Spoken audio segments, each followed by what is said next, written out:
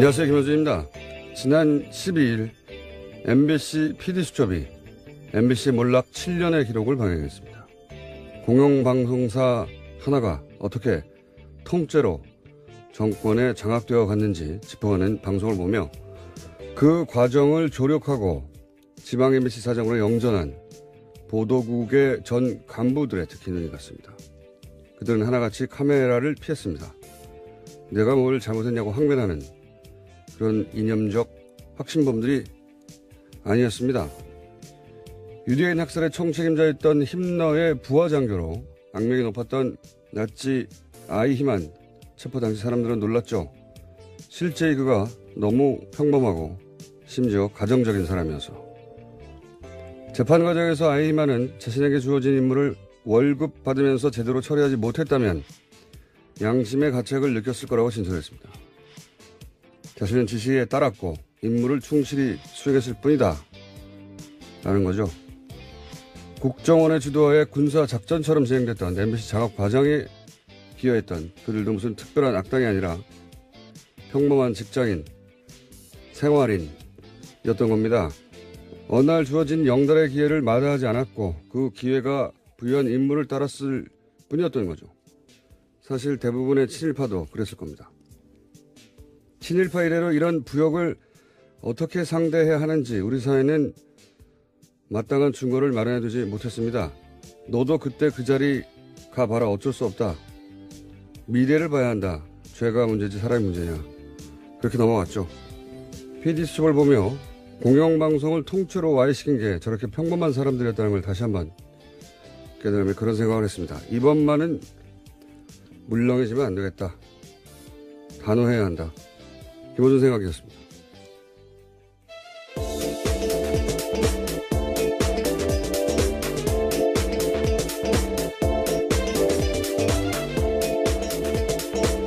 시사인의 김은지입니다.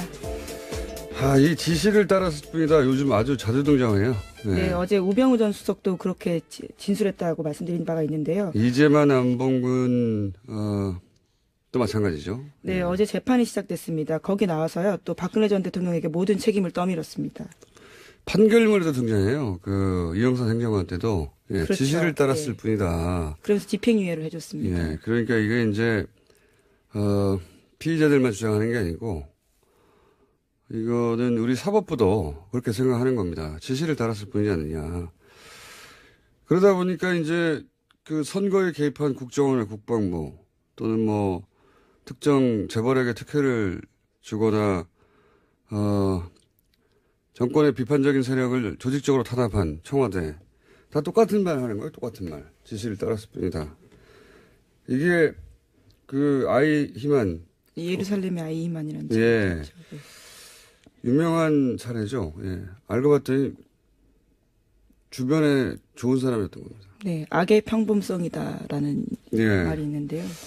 그래서 이제 아이히만 재판을 취재한 철학자가 그런 보고서를 냈어요. 악의 평범성이라고. 이 PD수 보면서도 똑같은 생각을 했어요. 이게 방송 장악에 이제 협조를 했고 그리고 출세를 했는데 거기 보면 PD수첩을 하던 그 출신도 있어요. 그 사람들 중에는. 그 사람들이 뭐 예를 들어서 이전 정권 때 핍박을 받아서 그런 게 복수를 한 게 아니거든요. 이 사람 내가 당했다고. 그게 아니에요. 그냥 기회가 왔고 그리고 그 자리가 준 인물 열심히 한 겁니다. 예. 평범한 사람들이 그런 지시를 따른 결과가 이거거든요. 아이히만은 사형됐어요. 네, 한나 아렌트 굉장히 통찰이 돋보이는 지점인데요. 반복되어서는 안 될 역사죠. 이 변명을 기본적으로 우리는 받아주는데 그만 받아줄 때가 됐다. 예, 그런 생각을. 지난주 PD수첩 한번 볼만합니다. 네. 네, 그런데 아직도 지역 MBC는 파업 중이라고 하고요. 또 KBS도 여전히 파업 중인 상황도 있습니다. 자, 하도 최근에 지시를 따랐을 뿐이다 하는 얘기가 많이 나와서 한번 짚어봤습니다. 자, 첫 번째 뉴스는 뭡니까? 네, 어제 SBS가 저녁에 보도한 내용인데요. 국군 기무사령부가 수사를 방해했다라는 의혹이 있습니다. 현재 군 기무사는 이명박 정부 시절 댓글부대를 운영했다라는 혐의로 수사를 받고 있는데요. 그런데 군 기무사가 자신들을 조사하는 국방부 조사 TF를 감청했다라고 합니다. 관련된 문건이 나온 건데요. 기무사 요원이 감청을 해서 압수수색 계획을 사전에 알고 상부에 보고했다라고 합니다. 이게 어려운 단어를 사용됐는데 한마디로 범인들이 형사를 도청한 겁니다. 예. 그렇죠. 범인들이 형사를 도청한 것이고, 예. 이게 이제 국정원 댓글부대, 그리고 사이버사령부 댓글부대만 지금 주목받고 있는데, 사이버사령부 댓글부대가 본격적으로 활동하기 전에는 기무사의 스파르트라고 하는 댓글부대가 있었다 이거거든요. 예.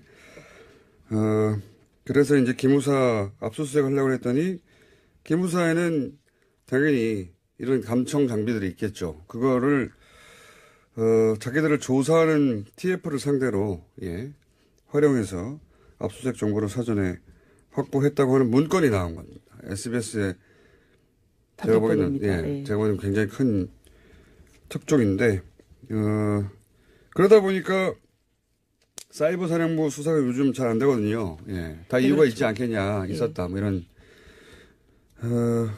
그리고 이 자체 보고 때는 기무사, 기무사 문제 없다. 예, 장관까지 속였다라는 건데요. 보고서에는 기무사가 이명박 정부 초기 사이버 대응을 한 건 맞지만 청와대의 북의 남남 갈등 조장 정황들이 있어서 이것을 보고하는 수준이었다라고 둘러댔다고 합니다. 그러니까 아직 청와대하고 장관 정도만 바뀐 게 맞아요. 계속해서 반복해서 나오지만. 그리고 대선 기간에는 댓글 활동이 없었다고 보고했거든요. 사이버사가. 예. 이게 대선 기간에 댓글 활동 하라고 만들어진 곳이에요. 대선 기간에 가장 활발하게 활동했는데 정반대로 보고하는 거죠. 예. 네, 이런 문건들도 삭제했었는데요. 다 포렌식으로 복구가 돼서 겨우 알려진 사실입니다. 이거 어설프게 삭제했을까요? 예. 급했나 봅니다. 자, SBS 굉장히 중요한 단독이고 특종이라고 봅니다. 예, 물론 어제 군 기무사 관련된 입장들이 나왔는데요. 이석구 국군 기무사령관은 관련해서 의혹을 전면으로 부인했습니다. 지금까지 투명하게 협조하고 자료 제공하고 있다면서 왜 이런 보도가 나는지 황당하다라는 이야기를 하고 있습니다. 둘 중에 하나죠. 본인도 속았거나 부하들에게 아니면 알면서도 이러거나 둘 중에 하나니까 어쨌든 기무사령관한테 책임을 물어야죠. 이 보도는 후속 보도가 기다려집니다. 네.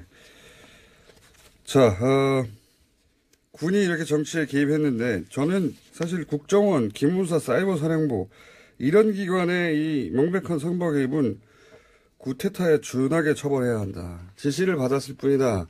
이런 거 절대 봐주면 안 된다고 봅니다. 그렇죠. 군이 정치에 개입한 사례니까요. 그렇게 한번 기준을 딱 마련해서 이 지시를 받았을 뿐이다 하는 게 안 통하는구나 하고 머리에 박혀야 이게 끊어지죠. 이렇게 들어갔다가 지시를 따랐을 뿐이라고 해서 집행유예로 나오고 그럼 누가 무서워합니까 그거를. 자, 아마 후속 보도가 나올 것 같고요. 다음 순요. 네, 어제 블랙리스트 항소심 결심 공판이 있었습니다. 박영수 특별검사팀은 김기춘 전 비서실장과 조윤선 전 장관에게 각각 징역 7년과 징역 6년을 형을 내려달라고 재판부에 요청. 그러니까 구형을 했는데요. 어제 김 전 실장은 최후 진술을 하면서 눈물을 보이기도 했습니다.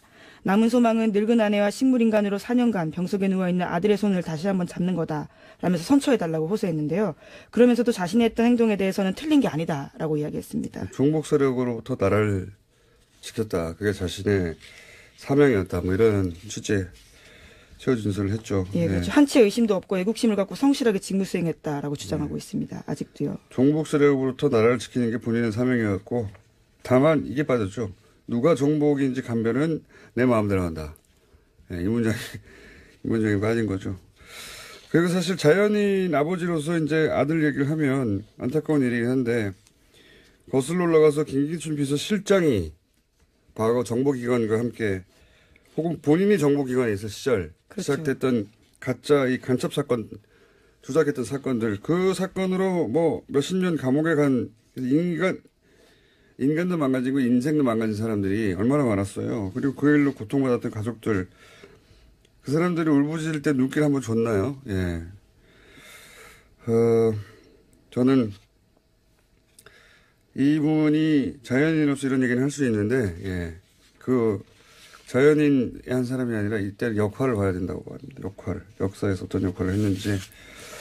네, 1심에서 징역 3년을 선고받은 바가 있습니다. 이 선고 공판은 다음 해, 그러니까 1월 23일에 열립니다. 자, 관련 재판들 계속해서 뭐 지시를 따랐을 뿐이라니 그런 얘기를 하는데, 최순실 씨는 어떻게 되고 있어요? 네, 최순실 씨는요, 지금 현재 서울 동부구치소에 수감 중인데요.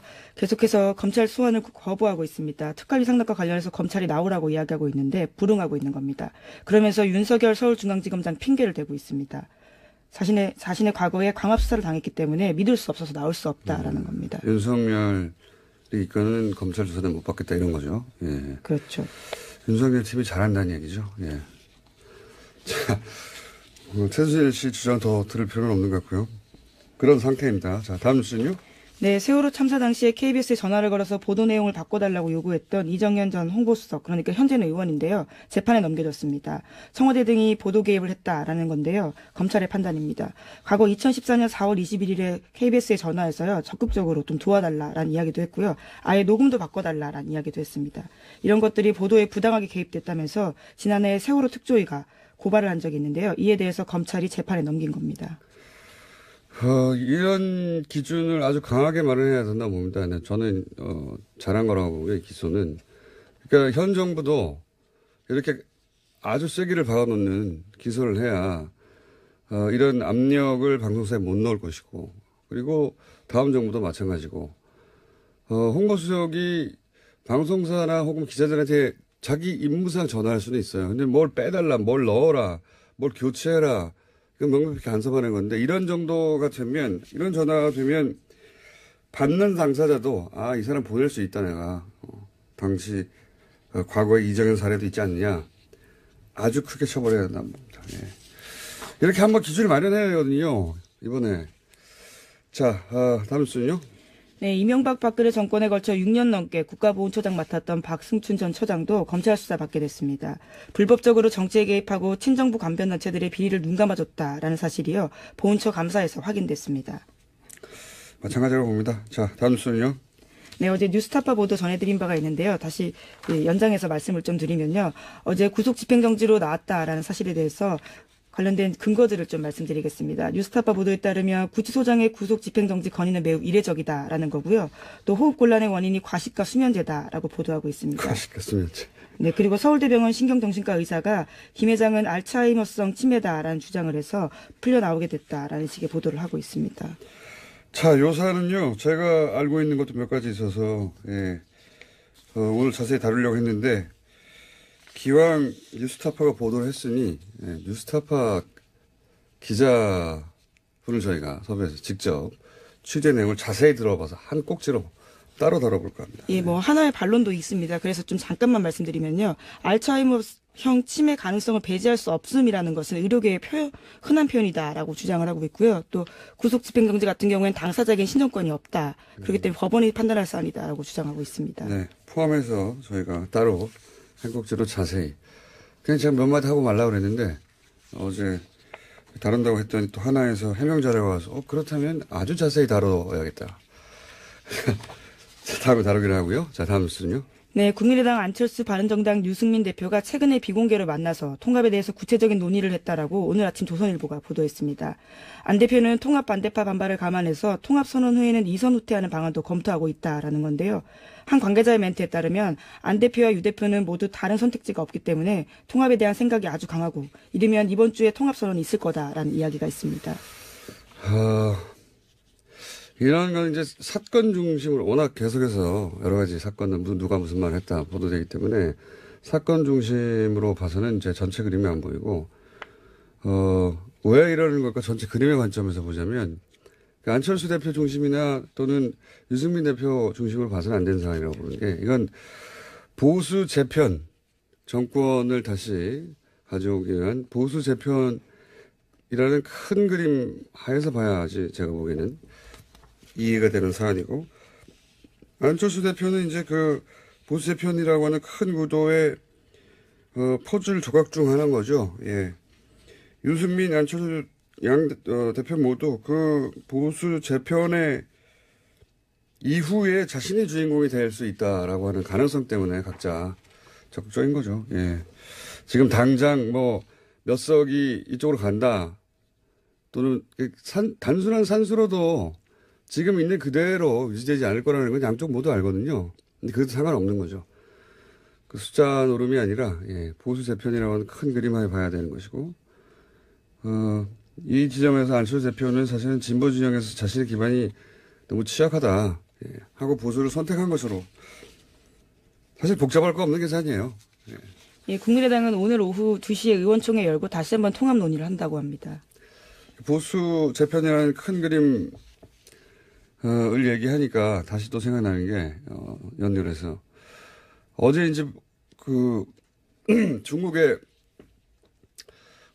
혼밥 프레임에 대해서 보수 매체들이 대단히 악의적으로 짰다 프레임을 제가 잠깐 얘기했었는데 이 프레임을 비판하는 미디어가 없어서 제가 얘기를 다시 반복하는데 사실은 문재인 정부는 무능하다 초라하다 혼자 밥 먹는다 이런 이미지 만들려고 한 거죠 당연히. 그런데 왜 그랬을까 생각해 보면 올해 내내 이제 보수 매체가 이제 이번 정부 출범이 했던 얘기가 뭐냐면 피로감이 곧 온다.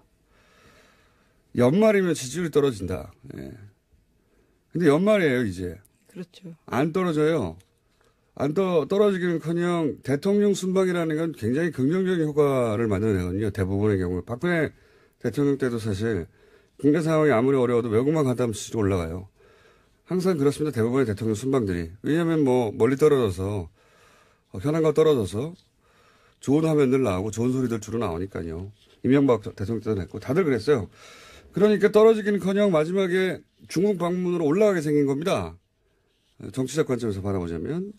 게다가 문재인 대통령이 중국에서 실제로 사드 경제보복 문제를 풀기라도 하면 그게 제대로 보도되면 얼마나 지지율이 올라가겠어요. 그 뻔한 상황에서 지지율이 올라가는 걸 거꾸로 막았어야 하는 겁니다. 예. 올해가 지지율이 떨어지는 채로 끝나야 왜 내년에 지방선거거든요. 바로 지방선거. 지금 이 바른정당 안철수의 국민의당 유승민의 바른정당이 합치려고 하는 것도 지방선거 이후에 정계 개편 보수 재편의 연결선상에서 일어나는 일이고 이 홀대론도 사실은 이렇게까지 생각해 보시면 대통령 순방을 주류 미디어가 이렇게까지 대대적으로 공격한 사례는 없어요. 그건 진보 보수를 떠나서. 보통 대통령이 해외 나갈 때는 대충 좋게 말해주거든요. 이번에는 가기 전부터 사실은 철저하게 프레임을 준비했다. 예. 그 중에 이제 혼밥 같은 게 걸린 거죠. 예. 그러니까 굉장한 정치적 의도를 가진 프레임인 거죠. 자, 여기까지 하고요. 오늘은 2부가 게스트가 두 분이 있기 때문에 제목 하나 정도 읊고, 제목 하나 정도 안 읊으면 아쉽잖아요. 네, 가상화폐 거래소 유빗이라는 곳이 있는데 여기가 해킹을 당해서 파산당할 위기라고 합니다. 아, 비트코인이요? 예. 비트코인 관련도 내일 한 번 더 다루고 전문가도 따라 한번 모시는 것으로. 비트코인에 대해서 할 말이 많아요, 저도. 자, 한미연합훈련 때 한미연합훈련을 평창올림픽 뒤로 미루자. 예, 어제 문재인 대통령이 미국에 제안했다라고 밝혔습니다. 미국 쪽도 연기 여부를 검토하고 있다라고요. 미국 MBC 방송 인터뷰에서 밝힌 바입니다. 이게 성공하면 또 한 번 이제 소위 미들 파워로 전환하고 있다. 한국이 강대국 사이에서 이런 최근에 외신 보도가 있었거든요. 그러니까 강대국들 사이에서 중간자적 역할, 중간자적 외교의 가능성을 엿본다. 이런 외신의 보도가 있었어요. 우리나라에서 보도가 안 됐지만. 그러면서 미들 파워라고 불렀는데 성공한다면 미들 파워로 다시 입지를 자랑할 수 있게 되겠죠. 예. 자, 여기까지 하겠습니다. 시사인의 김은지였습니다. 감사합니다. 김무사 문제 없다. 예, 장관까지 속였다라는 건데요. 보고서에는 김무사가 이명박 정부 초기 사이버 대응을 한 건 맞지만 청와대의 북의 남남 갈등 조장 정황들이 있어서 이것을 보고하는 수준이었다라고 둘러댔다고 합니다.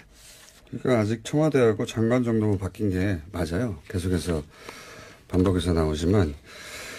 그리고 대선 기간에는 댓글 활동이 없었다고 보고했거든요. 사이버사가. 예. 이게 대선 기간에 댓글 활동하라고 만들어진 곳이에요. 대선 기간에 가장 활발하게 활동했는데 정반대로 보고하는 거죠. 예. 네, 이런 문건들도 삭제했었는데요. 다 포렌식으로 복구가 돼서 겨우 알려진 사실입니다. 이거 어설프게 삭제했을까요? 예, 급했나 봅니다. 자, SBS 굉장히 중요한 단독이고 특종이라고 봅니다. 예, 물론 어제 군 기무사 관련된 입장들이 나왔는데요. 이석구 국군 기무사령관은 관련해서 의혹을 전면으로 부인했습니다. 지금까지 투명하게 협조하고 자료 제공하고 있다면서 왜 이런 보도가 나는지 황당하다라는 이야기를 하고 있습니다. 둘 중에 하나죠. 본인도 속았거나 부하들에게. 아니면 알면서 또 이러거나. 둘 중에 하나니까 어쨌든 기무사령관한테 책임을 물어야죠. 이 보도는 후속 보도가 기다려집니다. 네. 자, 군이 이렇게 정치에 개입했는데 저는 사실 국정원, 기무사, 사이버사령부 이런 기관의 이 명백한 선거 개입은 구테타에 준하게 처벌해야 한다. 지시를 받았을 뿐이. 안녕하세요, 김호준입니다. 지난 12일 MBC PD수첩이 MBC 몰락 7년의 기록을 방영했습니다. 공영방송사 하나가 어떻게 통째로 정권에 장악되어 갔는지 짚어가는 방송을 보며 그 과정을 조력하고 지방 MBC 사장으로 영전한 보도국의 전 간부들의 특히 눈이 갔습니다. 그들은 하나같이 카메라를 피했습니다. 내가 뭘 잘못했냐고 항변하는 그런 이념적 확신범들이 아니었습니다. 유대인 학살의 총책임자였던 힘너의 부하장교로 악명이 높았던 나치 아이히만 체포 당시 사람들은 놀랐죠. 실제 그가 너무 평범하고 심지어 가정적인 사람이어서. 재판 과정에서 아이히만은 자신에게 주어진 임무를 월급 받으면서 제대로 처리하지 못했다면 양심의 가책을 느꼈을 거라고 진술했습니다. 자신은 지시에 따랐고 임무를 충실히 수행했을 뿐이다 라는 거죠. 국정원의 주도하에 군사작전처럼 진행됐던 MBC 작업 과정에 기여했던 그들도 무슨 특별한 악당이 아니라 평범한 직장인, 생활인이었던 겁니다. 어느 날 주어진 영달의 기회를 마다하지 않았고 그 기회가 부여한 임무를 따랐을 뿐이었던 거죠. 사실 대부분의 친일파도 그랬을 겁니다. 친일파 이래로 이런 부역을 어떻게 청와대 다 똑같은 말 하는 거예요. 똑같은 말. 지시를 따랐을 뿐이다. 이게 그 아이히만 예루살렘의 아이히만이라는 예. 유명한 사례죠. 예. 알고 봤더니 주변에 좋은 사람이었던 겁니다. 네, 악의 평범성이다라는 예. 말이 있는데요. 그래서 이제 아이만 재판을 취재한 철학자가 그런 보고서를 냈어요. 악의 평범성이라고. 이 PD수 보면서도 똑같은 생각을 했어요. 이게 방송 장악에 이제 협조를 했고 그리고 출세를 했는데 거기 보면 PD 수첩을 하던 그 출신도 있어요. 그 사람들 중에는. 그 사람들이 뭐 예를 들어서 이전 정권 때 핍박을 받아서 그런 게 복수를 한 게 아니거든요. 이 사람 내가 당했다고. 그게 아니에요. 그냥 기회가 왔고 그리고 그 자리가 준 임무를 열심히 한 겁니다. 예. 평범한 사람들이 그런 지시를 따른 결과가 이거거든요. 아이히만은 사형됐어요. 네, 한나 아렌트 굉장히 그 통찰이 돋보이는 지점인데요. 반복되어서는 안 될 역사죠. 이 변명을 기본적으로 우리는 받아주는데 그만 받아줄 때가 됐다. 예, 그런 생각을. 지난주 PD수첩 한번 볼만합니다. 네. 네, 그런데 아직도 지역 MBC는 파업 중이라고 하고요. 또 KBS도 여전히 파업 중인 상황도 있습니다. 자, 하도 최근에 상대해야 하는지 우리 사회는 마땅한 증거를 마련해두지 못했습니다. 너도 그때 그 자리 가봐라. 어쩔 수 없다. 미래를 봐야 한다. 죄가 문제지 사람이 문제냐. 그렇게 넘어갔죠. PD수첩을 보며 공영방송을 통째로 와해시킨 게 저렇게 평범한 사람들이었다는 걸 다시 한번 깨달으며 그런 생각을 했습니다. 이번만은 물렁해지면 안 되겠다. 단호해야 한다. 기본적인 생각이었습니다.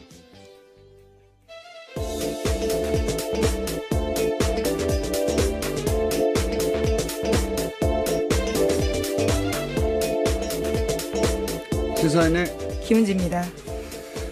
이 지시를 따랐을 뿐이다. 요즘 아주 자주 등장해요. 네, 어제 우병우 전 수석도 그렇게 진술했다고 말씀드린 바가 있는데요. 이재만 안봉근 또 마찬가지죠. 네, 어제 재판이 시작됐습니다. 거기 나와서요, 또 박근혜 전 대통령에게 모든 책임을 떠밀었습니다. 판결문에도 등장해요. 그 이영선 행정관 때도 그렇죠. 지시를 따랐을 예. 뿐이다. 그래서 집행유예를 해줬습니다. 예, 그러니까 이게 이제 피의자들만 주장하는 게 아니고 이거는 우리 사법부도 그렇게 생각하는 겁니다. 지시를 따랐을 뿐이지 않느냐. 그러다 보니까 이제 그 선거에 개입한 국정원의 국방부 또는 뭐 특정 재벌에게 특혜를 주거나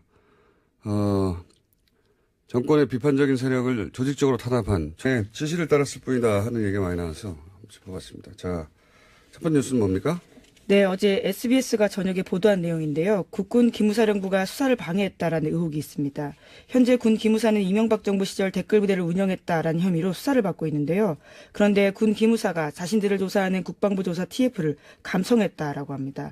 관련된 문건이 나온 건데요. 기무사 요원이 감청을 해서 압수수색 계획을 사전에 알고 상부에 보고했다라고 합니다. 이게 어려운 단어를 사용됐는데 한마디로 범인들이 형사를 도청한 겁니다. 예. 그렇죠. 범인들이 형사를 도청한 것이고, 예. 이게 이제 국정원 댓글부대, 그리고 사이버사령부 댓글부대만 지금 주목받고 있는데, 사이버사령부 댓글부대가 본격적으로 활동하기 전에는 기무사의 스파르트라고 하는 댓글부대가 있었다 이거거든요. 예. 그래서 이제 기무사 압수수색 하려고 했더니, 기무사에는 당연히 이런 감청 장비들이 있겠죠. 그거를 자기들을 조사하는 TF를 상대로, 예, 활용해서 압수수색 정보를 사전에 확보했다고 하는 문건이 나온 겁니다. SBS에 제가 보기에는, 네. 제가 보기에는 굉장히 큰 특종인데, 그러다 보니까 사이버 사령부 수사가 요즘 잘 안 되거든요. 예, 다 이유가 그렇죠. 있지 않겠냐, 있었다, 뭐 이런, 그리고 이 자체 보고 때는